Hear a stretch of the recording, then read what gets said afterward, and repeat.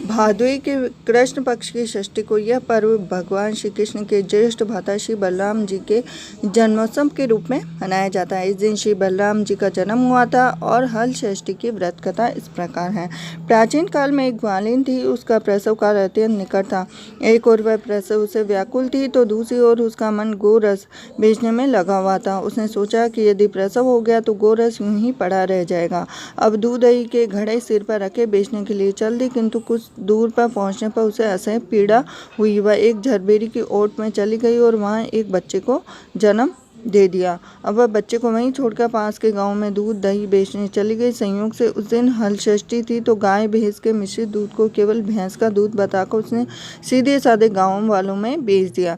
अब उधर जिस झरबेरी के नीचे उसने बच्चे को छोड़ा था उसके समीप में खेत में एक किसान हल जोत रहा था तो अचानक उसके बैल भड़क उठे और हल का फल शरीर में घुसने से उसका बालक मर गया। अब यह घटना से किसान बहुत दुखी हुआ, फिर भी उसने हिम्मत और धैर्य से काम करते हुए उसने झरबेरी के कांटों से बच्चे के चीरे हुए पेट में टाके लगाए और उसे वहीं छोड़कर चला गया। अब कुछ देर बाद ग्वालिन दूध बेचकर वहां आई तो बच्चे की ऐसी दशा देखकर उसे समझते देर नहीं लगी, यह सब उसके पाप की सजा है। वह सोचने लगी, यदि मैंने झूठ बोलकर गाय का दूध न बेचा होता तो गांव के स्त्रियों का धर्म भ्रष्ट न किया होता तो मेरे बच्चे की यह दशा न होती।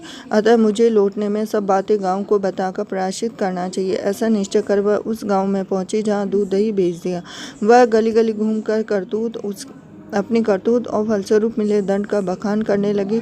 तब स्त्रियों ने स्वधर्म रक्षात उस पर रहम खाकर उसे क्षमा कर दिया और आशीर्वाद दिया। बहुत सी स्त्रियों द्वारा आशीर्वाद लेकर जब वह पुनः झरबेरी के नीचे पहुंची तो यह देखकर आश्चर्यचकित रह गई कि उसका पुत्र जीवित अवस्था में पड़ा है।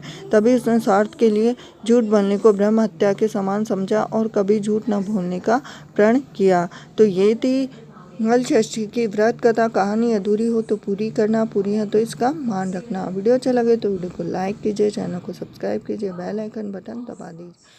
हरे कृष्ण।